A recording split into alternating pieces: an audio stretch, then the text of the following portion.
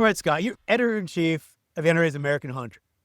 What I'm curious about is the editor-in-chief of NRA's America's First Freedom, and I watch the politics of politicians, and a lot of them try to divide and conquer on gun owners. They look at Second Amendment advocates and they say, I can take off these hunters over here, and I'll claim to be a hunter. That seems kind of green, seems a little softer, and I'll divide them, and I'll split it by splitting the vote. Then maybe I can beat them and I can win. I've seen that with John Kerry tried it during his presidential run. I actually interviewed him and caught him on that thing where he said he had an SKS Chinese rifle and got in a lot of trouble. That was actually my interview when I was different publication. But this has been an ongoing thing in the last presidential cycle. We saw it with Governor Tim Walz from Minnesota. Tried the same thing, and he couldn't load his own shotgun. Right. And Kamala Harris tried. And I own now a with pistol. hunters. Yeah. It's a Glock. Right. So but they let her off the hook because they didn't ask her what model, what caliber. Or how she got this gun when you can't legitimately own it in California, what exemptions she used, and so on. So as the editor of American Hunter, what do you think about that tactic, and how do you react to it? I don't think it works as well. I don't think it's ever worked as well as they think it does. I don't think it works as well as it used to. I certainly don't like it. I don't like it at all. It's cliche. It's a low form of division. The Second Amendment is not about hunting. We know this. It's not about hunting. It's about your God-given right to self-defense, period, against whomever. Yeah, it could be a government, or it could be some thief or a murderer or whatever, but that's what it's about. It has nothing to do with hunting. So I love it when these politicians say, I'm a hunter, I'm a gun owner, but you don't need XYZ to go kill a deer. And that's not the point. It has nothing to do with it.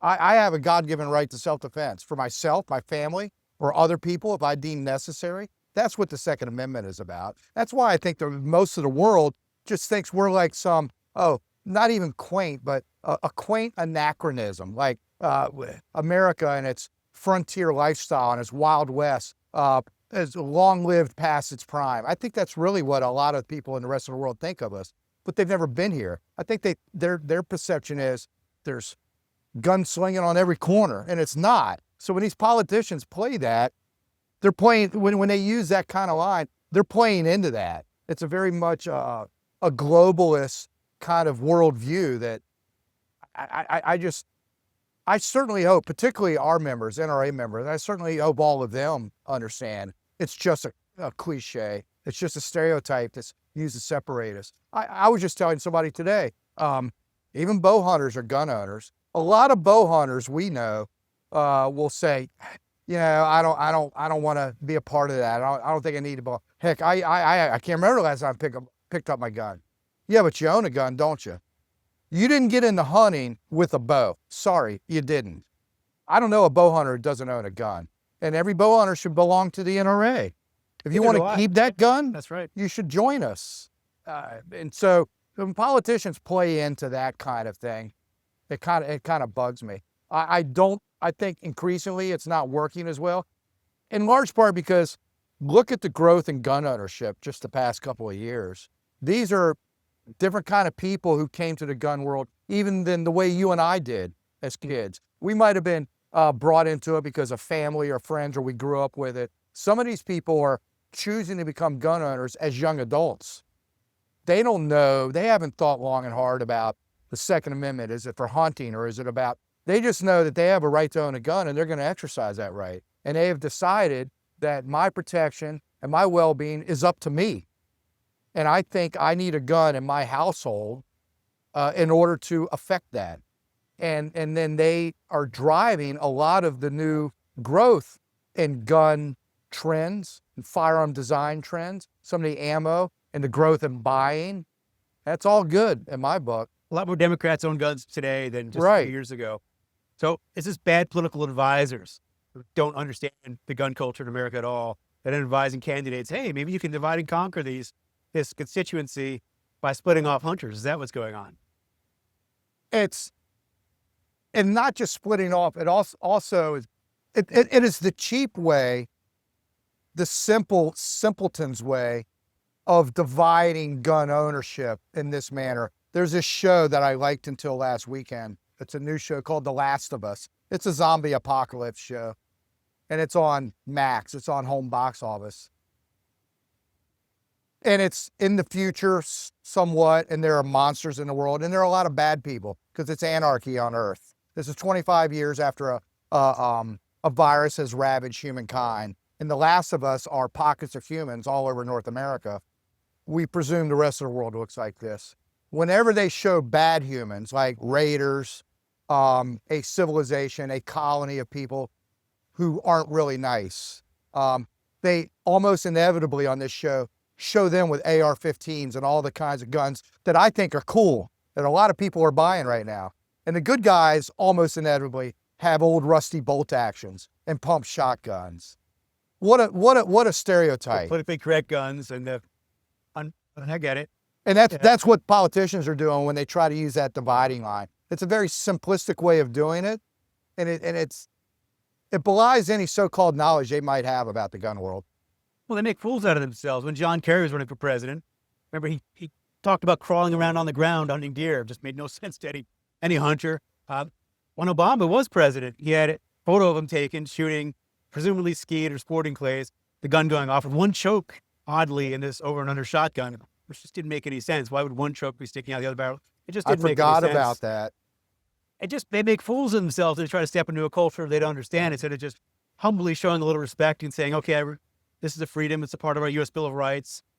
I'd maybe not have practiced it before, but I respect it.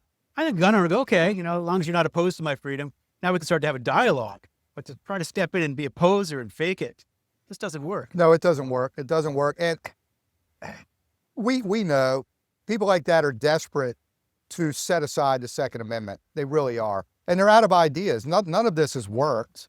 And it is a far cry, even if they got some purchase, even if they started to get traction with this, it is a long road before society gets to the point where we are voting to amend the Constitution. That's a very difficult challenge, whichever way you want to go on it. So they're dreaming to think that this is somehow going to happen overnight. They've been trying for decades. It hasn't happened yet.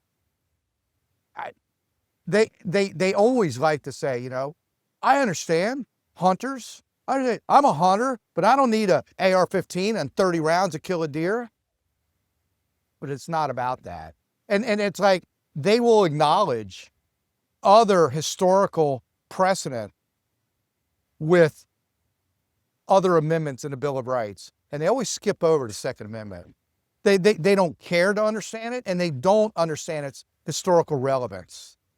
I've just been reading some about that a lot lately, about the thoughts of our founders and where the First Amendment came from and where the Second Amendment came from. And it goes back to some things in English law you know better than me. And where the Second Amendment came from, and there's a reason it's number 2. It's vitally important historically for our culture in America that the Bill of Rights remain the way they are. They work perfectly fine in 2025, just like they worked in 1791. There's not a problem with it, but some people think there is. Well, if you can't use a modern tool to defend your own life, you don't have any other freedoms protecting the U.S. Bill of Rights. That's where it is. Yeah. But well, thank you, Scott. It's interesting perspective on where we're going and the politics of this. And I honestly think just bad political advisors that should wake up and realize this is a freedom issue that we all enjoy. It is popular. People don't vote against it, nationally especially, when they understand that this is a freedom issue. Those people are so much, I hate to use the word elitist. It's being thrown around a lot these days. But they are being elitist when they would pretend to understand our culture or any gun owner, but they've never tried it. They've never stepped into it, and they're talking about it from afar. And it's very elite to try to tell others, you don't really need that. You don't understand what I mean, but trust me, you don't really need a gun to protect yourself. We have the police. We have the military. It's so elementary, and yet you walk around this great show and you meet NRA members. Nobody in here is an elitist. There could be dozens, hundreds of people here that make far more dollars than I do in a year, that are worth far more than I do. And every one of them is just another gun owner who wants to talk guns and hunting with you. It's pretty cool. So none of these people would be elitists in that respect. I think that's a great way to look at it. We the people versus the elite, or a part of the elite that wants to control the rest of us. That's what it comes down to. Yeah. Yeah. Thank you, Scott. Already.